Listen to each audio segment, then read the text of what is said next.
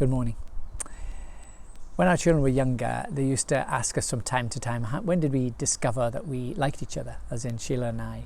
And for me, I guess the hint came when Sheila and I were in India, and we hadn't seen each other for 18 months, and we were in the back of a truck with about 25 different other Indian brothers and sisters, and I looked across at her, and she just happened to look at the same time, and she smiled, and it was the way that she smiled, and I began to wonder, that's human love, and that's 34 years ago, but Easter is about God's love, this sacrificial love for us.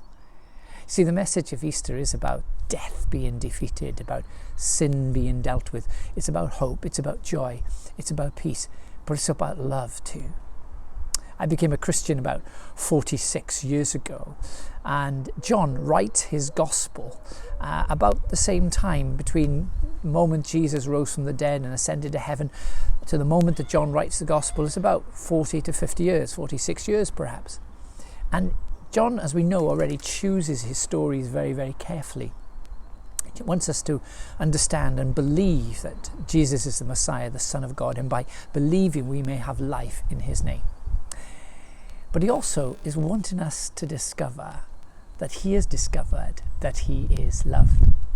The name he actually gives himself in John's gospel is exactly that, the disciple that Jesus loved. And he chooses stories to share that love that not only does he have for the whole world, but he has for John himself. There are 4 incidents that occur. One is when Jesus is in the upper room and Peter wants to know from Jesus who is going to betray him. And so he asks the one disciple leaning against Jesus, the disciple that Jesus loved. Interesting, at the beginning of that chapter, it says that Jesus loved them to the end, to the uttermost. The second incident is when Jesus is on the cross, and there on the cross as he looks and sees his mother, and he sees the disciple that Jesus loved, and he says to his mother, "Behold your son," and to the disciple that Jesus loved, "John, behold your mother."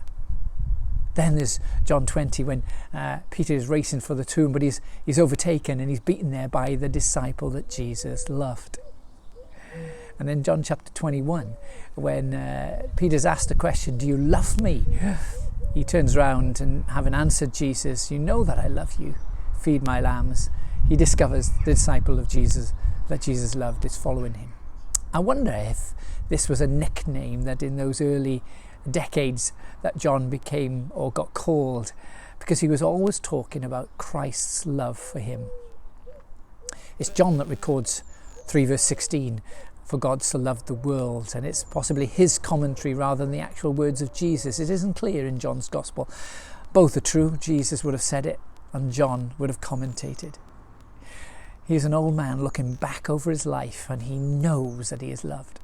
Famously is the story of Karl Barth, when asked what was the most important thing you've learned in all your theological understanding. What's the most important thing? And he's paused for a moment, then began to sing that simple song, "Jesus loves me, this I know, for the Bible tells me so." Psalm 8 tells us that the voice of children, according to the Message paraphrase, silence atheists' babble. For a child simply to say, "Jesus loves me, this I know." It's an incredible truth for us to experience and enjoy and live for today. Here's a takeaway for you. Jesus says, "Love as I have loved you." You see, Easter is about the power of death being defeated. It's about the power of sin being broken. But it's also about the power of knowing that I am loved. May God bless you.